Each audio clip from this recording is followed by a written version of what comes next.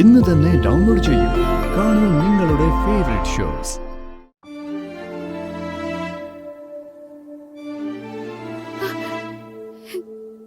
Mama വാ.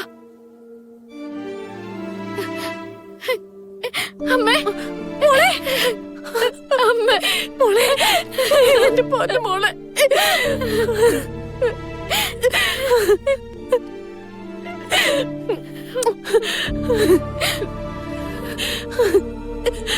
എവിടെയായിരുന്നു നീ ഇതുവരെ? എന്താ ഫോൺ എടുക്കാത്തെ? അമ്മ എന്തിനാ ഇങ്ങോട്ട് വന്നേ? നിനക്കൊരു ആപത്ത് പറ്റിയാല് എന്റെ മനസ്സെന്നോട് പറയില്ലേ? എന്നിട്ട് എന്തിനാ ഞാൻ ഇങ്ങോട്ട് വന്നേന്നല്ലേ? കൃഷ്ണേ, സുനന്ദേ, എന്റെ മോള് വന്നു. എന്റെ സുനന്ദേ, നടന്ന കാര്യങ്ങൾ പറഞ്ഞാല്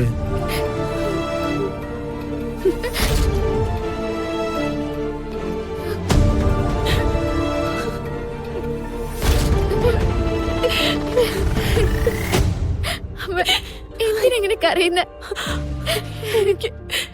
എനിക്ക് നിന്നെ കാണാഞ്ഞതിലുള്ള വേദനയായിരുന്നു മോളെ. ഞാനിങ്ങോട്ട് വന്നില്ലേ അമ്മ?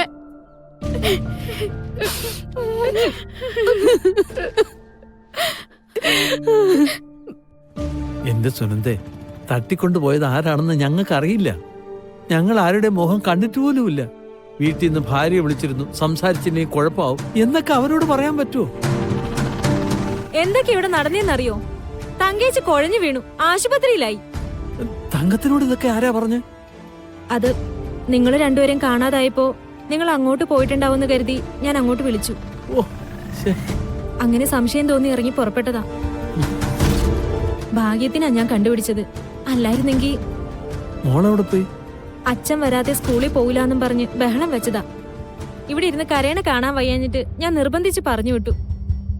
ആ പോട്ടെ, ഒരു ചീത്ത സ്വപ്നം കണ്ടതുപോലെ എല്ലാം മറന്നേക്ക്. ഞാനും അതിനാ ശ്രമിക്കുന്നത്. തീർന്നു നിന്നെ കരുതിയതാടി. ഭാഗ്യക്കുറി വിൽക്കുന്നവനെ എവിടെയോ ഇത്തിരി ഭാഗ്യം കിടപ്പുണ്ട്.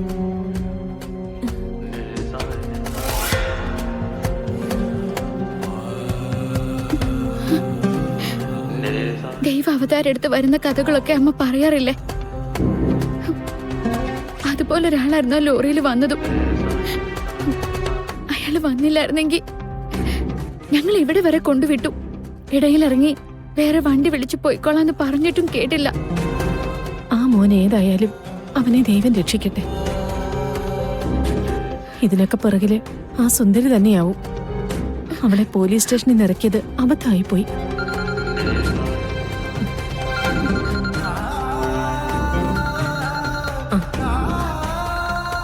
അതെ, നീ ഇന്നാള് സർപ്പക്കള്ളം വരയ്ക്കാൻ പോയില്ലേ?